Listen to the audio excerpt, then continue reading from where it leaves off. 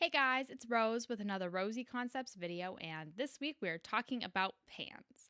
No, not baking pans, the type that control where on the spectrum of left and right your tracks will be hitting when dealing with a stereo system. On the album here, the song She Don't Really Care _One Love has a xylophone solo, where when you're wearing headphones, you can hear the notes hitting in slightly different places in space. It makes it seem as though there's a xylophone right in front of you and you're listening to someone play. It gives the song a real life and brings us into the album in a new way. So let's figure out how to do it.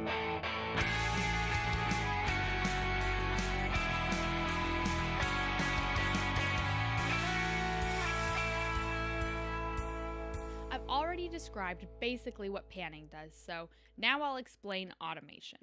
Automation is taking a setting and recording the changing of that setting to happen the same way every time you listen to or play the song after. For example, you can take a fader level and instead of it staying at the same level the entire song, you automate it so that it changes throughout the song.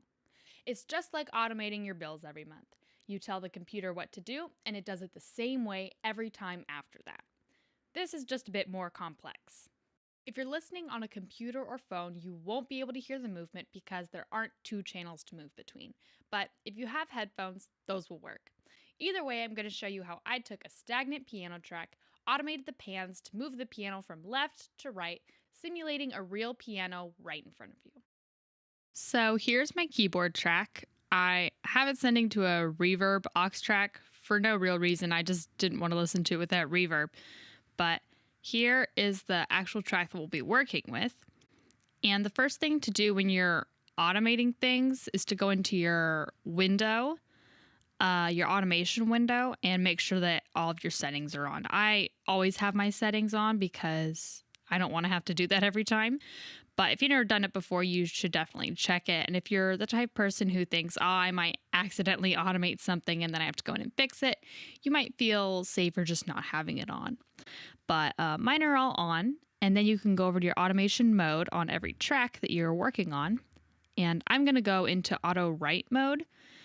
Here, what we're in is auto read mode, and that just means that it'll read any automation that you're giving to it, or you can go in and manually write it in somewhere another way. But then there's off, which obviously just means it off. And then touch and latch sort of have different functions that you can look up on your own, but today we're going to be using write mode.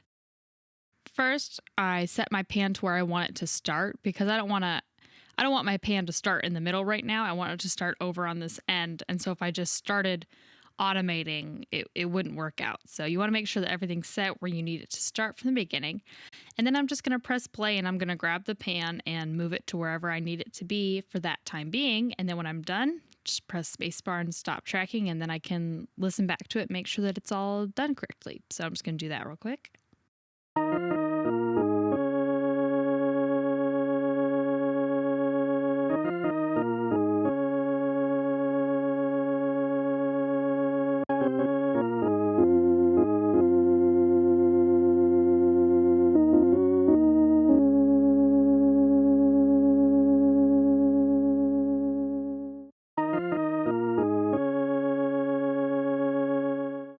So as you can see what happened, when it loops back, it just starts over and the pan is recorded to be at that position at that time of the song. And so every time that I play that section, that panning that I just recorded is going to happen every time.